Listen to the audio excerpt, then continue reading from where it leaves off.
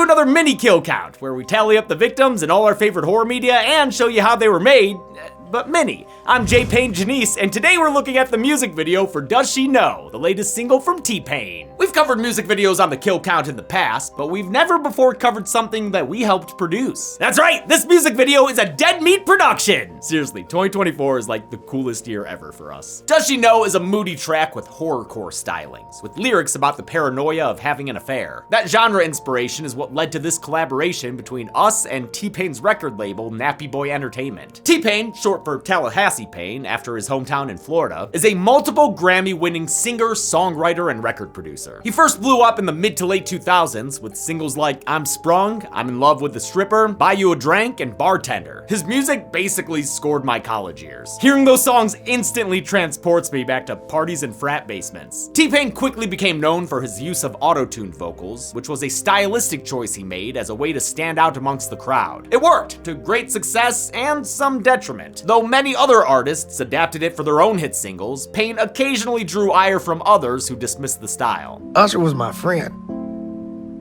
He was like, nah man, you really f***ed up music for real singers. But Pain is an awesome guy who's tenacious as hell and has proven he has plenty of natural vocal talent, as evidenced by his incredibly popular Tiny Desk concert on NPR, and the fact that he won the first season of The Masked Singer with performances that made the judges cry. In recent years, Pain has taken to streaming on Twitch and podcasting while he continues to make music. As for this video, all credit goes to our producer Mary Kate Vandenberg, who's been with the channel since the 2023 Dead Meat Horror Awards. She pitched and produced the music video, which was directed by her husband Nico. It's a world they're familiar with, having worked with several other music artists in the past. The turnaround on this thing was less than 2 weeks, which would have been impossible without the amazing team we have here at Dead Meat. Of course, a Dead Meat production is bound to have a couple of kills in it. Just how many? Let's find out and get to them.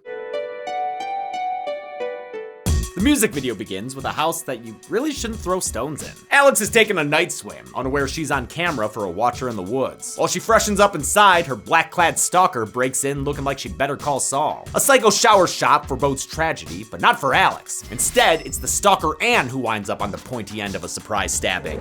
The prop knife here was inspired by the one in Psycho, which this kill obviously references. It was made of urethane plastic with a chrome finish blade by the team at New Rule Effects. Chelsea and MK took great pains to make sure the bloodstains look natural and realistic on the shower wall. Alex uses some corpse ID to check out her phone gallery before bundling up the body, which is actually just a mannequin with a wig on it. That made it easier to drag around on a plastic sheet and allowed Anne's actress, Jessica Gadzinski, to go home early. Alex's house cleaning is interrupted by the arrival of 2 cops, who are partners and like to get scared together. She tries to play it cool, but a spatter of the red stuff warrants a house call. While the cops poke around, Alex grabs a dry cleaning bag and uses it to plastic wrap one handsome officer to death. This is actually only the second time I've gotten to add myself to the kill count after Social Mediasicus 2. I've got a bad track record surviving music videos.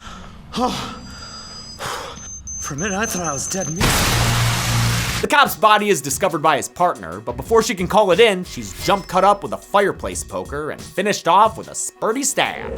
The blood wasn't scripted to hit actress Jade Bryant in the face here, but since she stayed in character when it happened, it wound up being a happy accident. Plus, we didn't get any blood on our location since we wrapped every inch of that room in plastic. Both of the dispatcher dispatchings pay homage to classic horror films. My dry cleaning kill was inspired by Billy's plastic bags in Black Christmas, while the hook at the end of the fire poker emulates the red right hand of Candyman. Other visual touchstones for the video include It Follows, Us, and The Night House. Speaking of houses, we originally wanted to shoot this at the American Horror Story house, since I've always wanted to use it in something. It looked great, but we decided it might feel too old-fashioned, so we went with a mid-century modern home in Granada Hills. All the windows lent themselves perfectly to the narrative, giving Anne the Stalker a great voyeur POV. We shot everything in a single night over the course of 13 hours, without any major hiccups or setbacks, outside of Chelsea and me not really knowing how to wear a cop utility belt. Nico ran a great set, and we were lucky to have him as our director. Alex continues tidying up when she gets another visitor. No cause for alarm though, since this is her lover Dan. He's played by Nicholas Slick Stewart, an actor and backup dancer for Beyonce who was on her and Jay-Z's album cover. He was also just in Smile 2 as one of Riley's backup dancers. Yeah, the ones who get creepy. Turns out Stalker Anne was actually Dan's wife trying to gather evidence about his side piece. You can see a picture of Anne and Dan together on her phone's lock screen. Dan and Alex are named after their parallel characters in Fatal Attraction, which served as inspiration for the song alongside other erotic thrillers like 2009's Obsessed. For the video, Nico had Jade watch scenes from that movie, as well as Panic Room and Queen and Slim to inform her performance. Dan's disturbed by Alex's killing spree, but he just can't stay mad at that smile. At least, not without endangering himself. He helps load the bodies into the trunk of the cop car. Were you thinking some life decisions there, Dan? He joins Alex in the front seat, and the music video ends with the couple driving away into the night. How many T people met a T painful demise?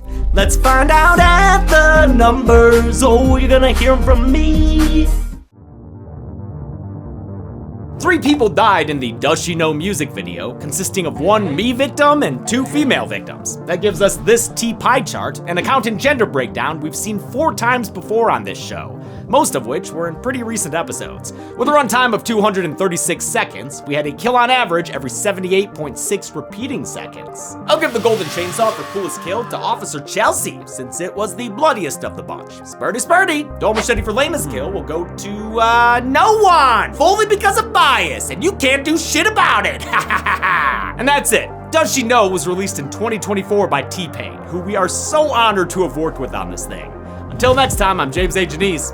This has been the Kill Count. Hey, thanks a lot for watching this Kill Count for Does She Know, a Dead Meat production. Hopefully, you'll be seeing that more in 2025. I've already started telling people, so I'll keep letting you all know. In 2025, I will be hosting 1 kill count every other week. I'm sticking to my word for 2024. We're doing at least 1 episode every single week, sometimes more than 1, and we're leaving it all out on the field, man. These are the best episodes, in my opinion, that we've ever done. But next year, I want to take the time to pursue other creative endeavors. That is literally impossible to do with a kill count coming out every week, so we're just gonna cut that in half. However, you will get video game kill counts hosted by Zoran the first Friday of every month. So that'll mean at least 3 kill counts a month. I think the me kill counts will alternate with the podcast, so you'll at least have something from us every week. And we'll also be trying to do more stuff over on Dead Meat Presents just for, variety's sake. Hope you join us for that ride, because I'm really excited to see what else we can do other than this show. I mean, this show is fucking great. I love it. I think we've perfected it. I want to see what else we can do. Thanks, everyone. Be good people.